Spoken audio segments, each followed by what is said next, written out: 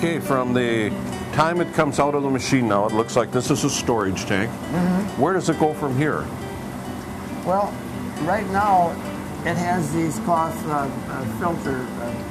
It will take out the sugar sand, and when I figure there's enough for a 55-gallon barrel, I will then pump it into the finishing cooker, and then again I'll set this control unit to the exact point, and it will go to the 10th of a point. And when that instrument shows that it is perfect syrup, I will then open the valve from the tank and run it through the pressure filter, which will take out 100% of any sugar sand that's left in the syrup. And this year it's got to be one of the highest sugar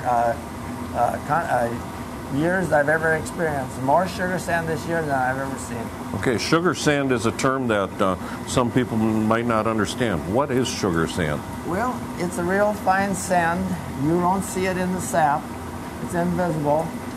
But at about, and I'm guessing at this, I think at about 62-63% bricks, sugar, that it is formed, and you start to see it then.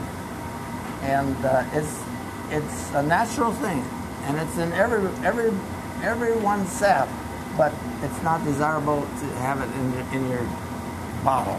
So it is a gritty. I've made some syrup in the old-fashioned way, and on the bottom of the jar, after a while, that's where it settles down. It's gritty. Yeah, it's actually a gritty silicone-like sand. Right. But you finish it here, and you push it through this filter. 1, 2, 3, 4, 5, 6, 7, 8 special filters. There's 16 altogether, but because I don't want to use up too many papers, and I want to keep it fresh always, I'm only using half of that capacity. So it's pressurized, pushed through there. Right. Then it's ready to bottle if you want to bottle. Yeah, I take that hose, where it expels the syrup, and I just stick it in the barrels. Okay. And hopefully I don't run them over. So it's stored in the barrels till it's time to put it in the bottle. Right. It's hard when you get bigger operation to figure out what is going to move. So that's one of the reasons we do it. Besides, it'd be too hectic to do it all at one time, the bottling. So the barrels make it easy. And we can keep it for 2-3 years if we have to that way.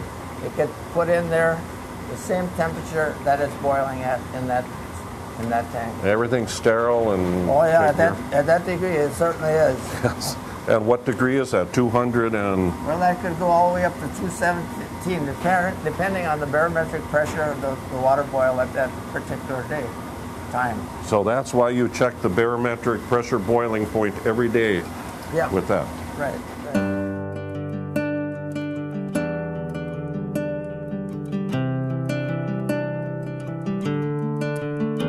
Well, we're in the showroom at Jorns Sugar Bush now, and we're going to look at some of the products that you retail right out of this building. I've driven by this so many times. People stop in all the time, don't they? Oh yeah, we get Chicago comes out here a lot. Yes. But it's year-round too, isn't it? Yeah. What type of products do you find people are most interested in? Well, they like our light syrup. I've always emphasized the light syrup, and I have a motto: if it's made light, it's made right. And I program my people pretty well. If they see one like this, which is the same quality, but it's in a thicker glass, so it looks darker, they'll say, "But this one is darker." And I say, "That's because of the volume."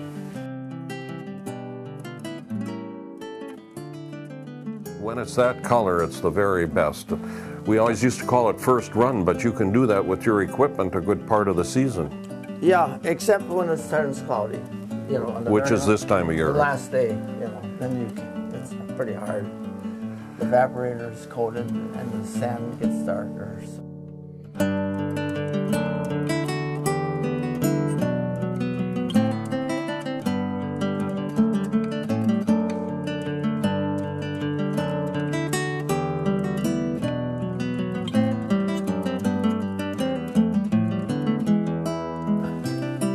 Oh, yeah. Oh, my goodness. Yes. She had some in China. She had the premier, the big boy from China here. I got a kick out of it. Even Australia. Oh, look at here. Brazil. Africa. She had quite a few out of Africa. Europe is well covered. Yes, it is well covered. You notice Vermont is the biggest producing state in the United States. You've got pins in Vermont. But we ship a lot of syrup to Vermont. One thing I want to tell you, over here, I really got a kick out of this. Here's a picture.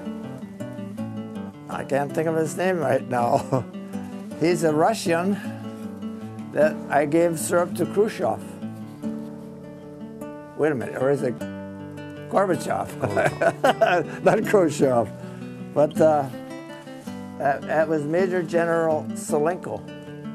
And we got to be good friends, and I said to him, we were doing an activity up at the town hall, and I said, I'm going to show you some of this American promotion. And he really got a kick out of it. He was the nicest fellow I could ever imagine. Well, that's a wonderful gift. Yeah, and I had a big write-up, and I was invited to go to Russia to demonstrate evaporation of birch sap. But I'm afraid to fly.